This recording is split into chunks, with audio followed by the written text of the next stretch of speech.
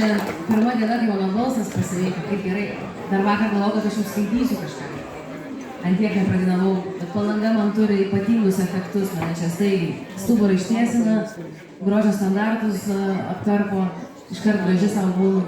Vilniui kažkokia nelabai iš to savo graži. Važiuoju Palangą, žinai apsiraminu. Tai reikia tiesiog persikelt čia gyventi. Arba susitvarkyti kompleksus.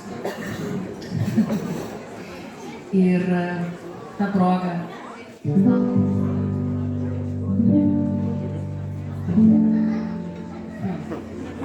Kaip smagu, negrojau Gabrieliui 6 metus. Ir realiai visos šios dainos nebuvo dar sukurtos. Ir man kasmet būna atrodo, kad jau viskas, išrašiau limitą, kiek man skirta dainų, kraniukas užsuktas, grįšiu prie anksčiau dirbtų darbų. Šiandien jau klausiau, ar griu galėčiau sudarbinti baristą žiemą. Labai pasiilgstu baristos darbo, o žiauriai gera padavėja. Ir šiaip pasigalvoti apie sceną, tai žiauriai rekomenduoju prieš tai padirbėti aptarnaujančią personalę, nes tu išmoksti nuskaityti publiką. Pažiūri, kas tokiai nuotaikoje ateina, kam desertą drįs pasiūlyti, kam šiukštų nesiūlyti. Ir tada scenai labai panašu, tai tada reikia dainuoti. Tai jo, dar viena daina parašyta Palangoje, šį kartą Kirpykloje.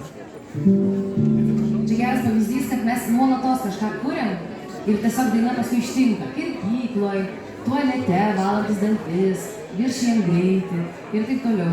Bet iš tikrųjų tu viską gyveni ir rašai. Ir kartais reikia ateiti į kirpyklą, kad daina tiesiog pasigimdytų pagaliau. Tai kūrinys apie pyktį. Ir ačiū mano kirpėjai Tomai už tai. Jeigu kam Palangoje reikia kirpėjas, tai Tomai Vaškėnas skambina. Aš šiandien varau į kairį dešinę mėtusi neprofesionaliai labai rekomendacijom ir ateities planais apie baristos darbą, bet mane taip veikia šitas miestas. Bet labai gerai, man patinka. Gerai. Daina tokia nejuokinga. Reiksim.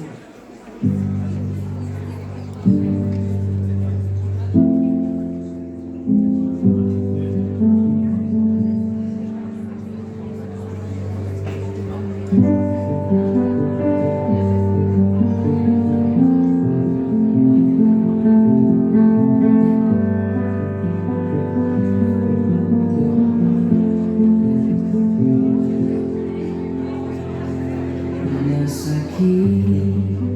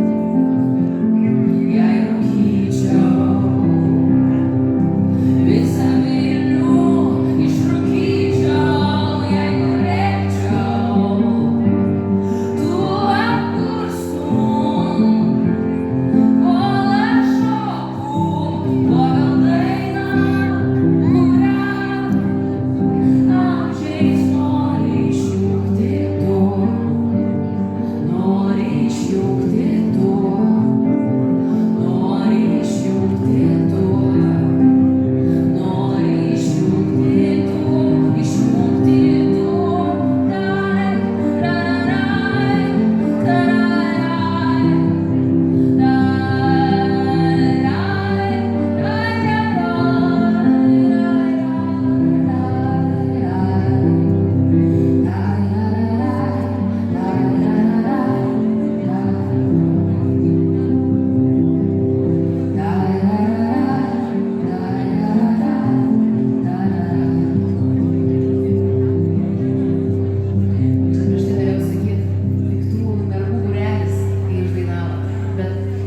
priebalsis susivinioja, kad nepasakiau.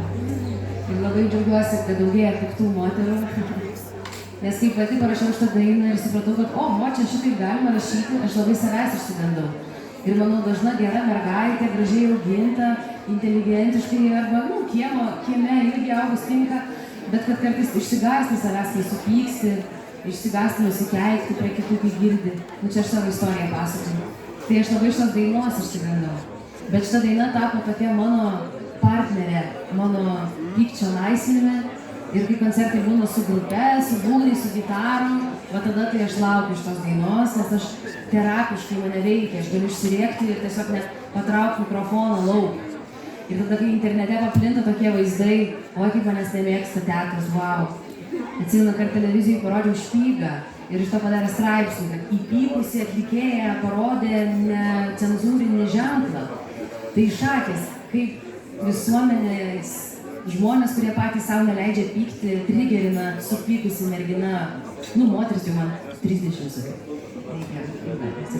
Bet žodžiu, buvo labai įdomu, kaip per dainą, ją atlikdama, ar per tam tikrus simbolius, kurie Špygą man neatrodo kažkas labai blogo, kaip tik labai kaip iš tokios senos pasakos, kad per tokius simbolius galiu sugerti tą visuomenės nepasitenkinimą. Bet tada aš pagalvoju, kiek daug iš tikrųjų yra piktų žmonių, kurie turi teisę pykti, turi priežastis, bet tiesiog savo neleidžia. O atleisti papykti vieną ar kitą dieną ar savaitę ir išsilaisvinti. Tai tokia daina.